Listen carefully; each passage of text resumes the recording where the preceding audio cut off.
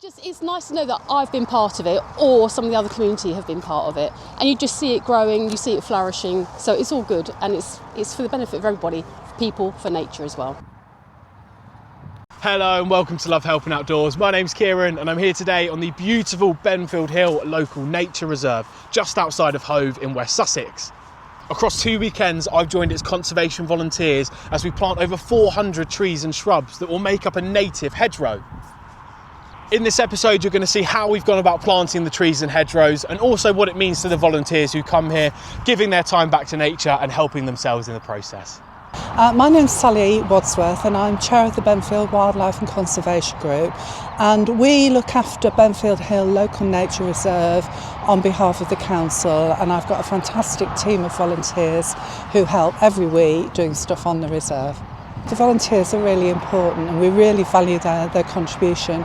It means that we can do much more on the reserve, so we can clear scrub on the chalk grassland, which is what we need to do. We can do special projects like hedgerow planting, which is what we've been doing this weekend. We can do all sorts of things, and having those extra people makes all the difference. I mean, the reserve wouldn't be in such good condition if it wasn't for the fantastic teams of people who come and help.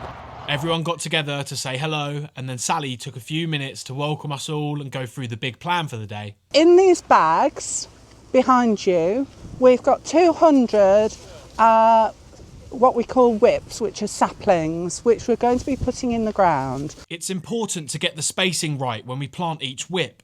You need to ensure that they're close enough to grow into a thick hedge that will shade out the weeds and make great shelter and habitat. But if they're too close, it might make them compete, grow too tall and too thin instead of dense and healthy.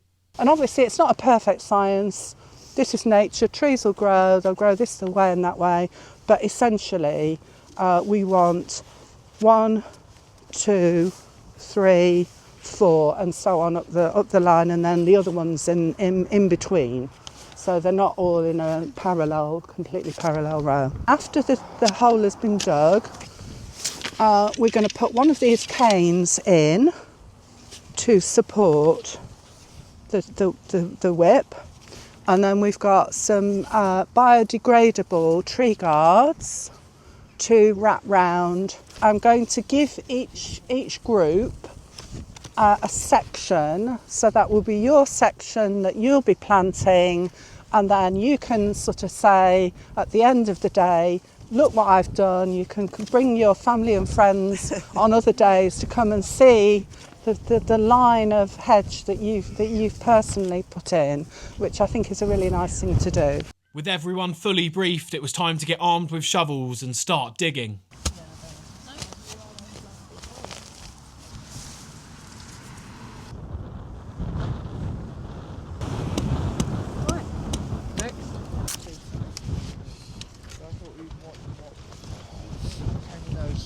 So we've got 4 left. So I need 4 along here, where Neil is. Working in 2s and 3s really helped the operation flow, and even though people had never met before, teamwork and conversation came naturally. It was great to see so many people chatting and laughing with a stranger. So we've got oak, we've got spindle, we've got holly, we've got hazel, we've got crabapple, we've got field maple, and I'm sure there are others that I've forgotten, but those are some of the key species that we're putting in, and they're all native to the UK. Native species are really important in our ecosystem. The bugs, birds and insects that thrive off them have evolved alongside them for thousands of years. Just because a flower is particularly bright or pretty doesn't mean it's going to support all of the bugs that might necessarily depend on it. Projects like this to restore native hedgerows will help a wider range of biodiversity. It'll offer habitat, shelter, food sources and all sorts, which will have ripple effects across the wider ecosystem.